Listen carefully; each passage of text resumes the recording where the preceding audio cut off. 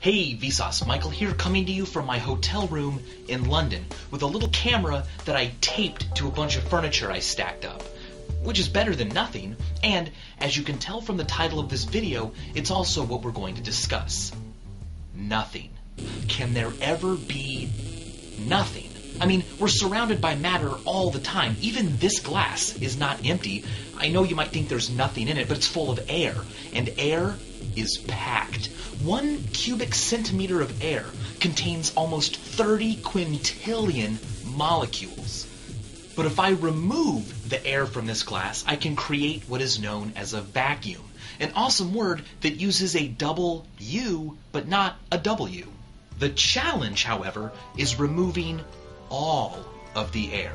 To this day, the best scientists have been able to do is to create what they call an ultra-high vacuum. At this point, 1 cubic centimeter of space contains not 30 quintillion molecules, but a mere and amazing 100.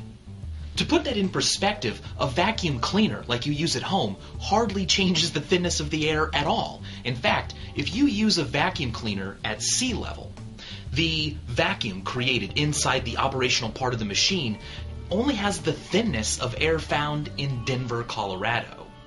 If you want thinner air, if you want even fewer particles per cubic centimeter, you're going to have to leave Earth. But before we go too far, let's talk about high altitude flying. When you're in an airplane 30,000 feet high, the outside air is very thin and dangerous, so by law, the airplane must keep the inside of that commercial aircraft pressurized so that it only feels like you're no more than 8,000 feet high. The reason it's dangerous is that when air gets that thin, there's not enough oxygen for your brain. This man is about to remove his mask temporarily and with supervision in the actual thinness of the air around him.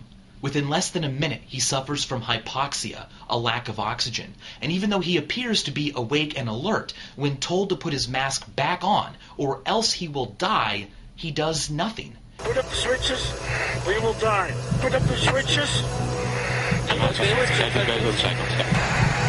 But a lack of oxygen, a lack of air, a lack of matter can get even more dangerous when you go above 60,000 feet, about 19,000 meters above the surface of the Earth. This limit is known as Armstrong's limit. We all know that the boiling point of water decreases as your altitude increases, and at Armstrong's limit, the boiling point for your own blood drops all the way down to the temperature of your own body.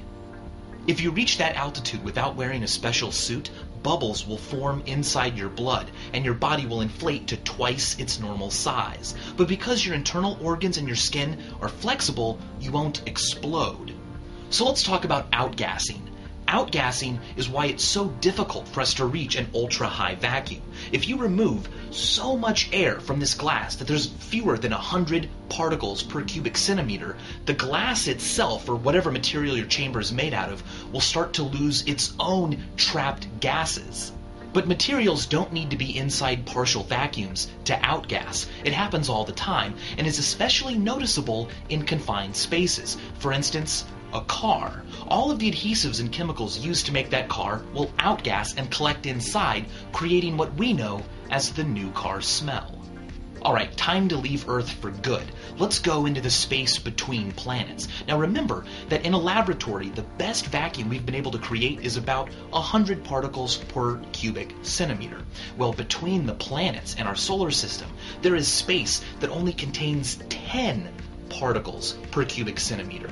And if you leave our solar system into interstellar space, you're only going to find about 1 particle per cubic centimeter. The real winner, though, is intergalactic space. Leave the Milky Way altogether, and you can find regions where there's only 1 or 2 particles per cubic meter.